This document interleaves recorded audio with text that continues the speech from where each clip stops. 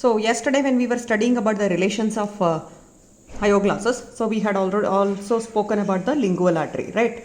So now coming to the blood supply of the tongue. So lingual artery, so is the main source of blood supply to the tongue. So this is the first part of the lingual artery.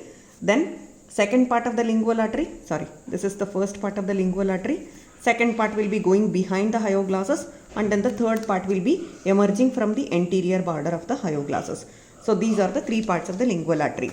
So now here, so first part behind the posterior border of the hyoglossus, second part will be deep to hyoglossus, which you won't be seeing, and now the third part emerges from the anterior border of the hyoglossus and it comes to supply the tongue. So this is one important source of blood supply to the tongue. In addition to this, there are some branches from facial artery. So facial artery also comes and supplies along with the lingual artery the tongue. So the branches from facial artery are tonsillar artery and then the ascending palatine artery. Tonsillar artery and ascending palatine artery along with the lingual artery branches will come and supply the tongue. Coming to the venous drainage of the tongue, venous drainage goes to lingual veins. So superficial as well as deep lingual veins, both of them they unite to form the common lingual vein which opens into internal jugular vein. We have already seen this in the dissection of the carotid triangle, how the lingual vein was opening into internal jugular vein. Now, so this is about the blood supply. Now coming to the nerve supply of tongue. Nerve supply of tongue is an important topic, and now this has to be studied in relation with, so in correlation with embryology of tongue. So I think the embryology part of the branchial apparatus is over. So if you have already studied about the branchial apparatus, so then we know the derivatives of first arch, then we know the derivatives of second arch, and then the third plus fourth arch, right? So if you see the endodermal derivatives of first arch, second arch and third arch, so we had already seen the derivatives from first arch was lingual swellings.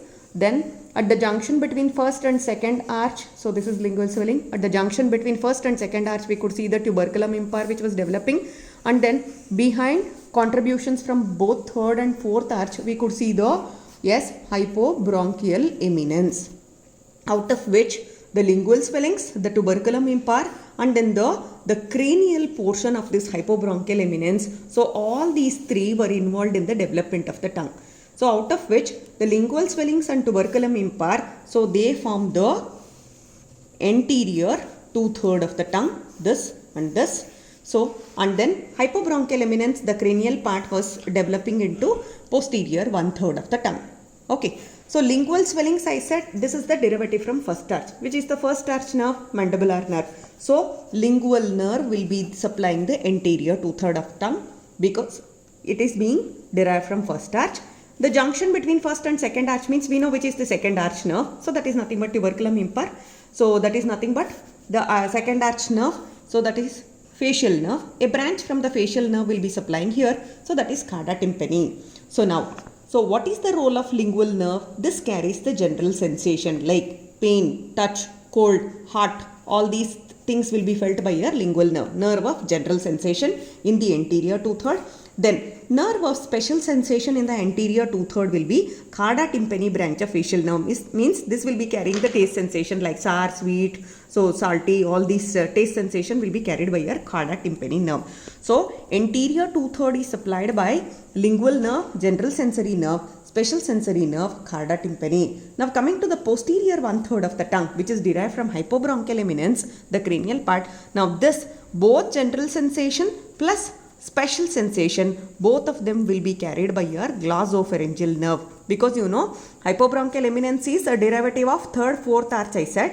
So nerve of third arch is glossopharyngeal nerve. So that's why glossopharyngeal nerve will be supplying the posterior 1/3 of the tongue. Nerve of fourth arch is vagus nerve. So the posterior most part of the tongue, the taste sensation will be carried by your vagus nerve, superior laryngeal branch of the vagus. This nerve supply can be written in tabular column. So here you can put it as, the sensory nerve supply, then motor nerve supply, and in the sensory nerve again you can make one more column. So that is general sensation, special sensation. Okay. So now here you write it as anterior 2/3, posterior 1/3, posterior most part. Okay.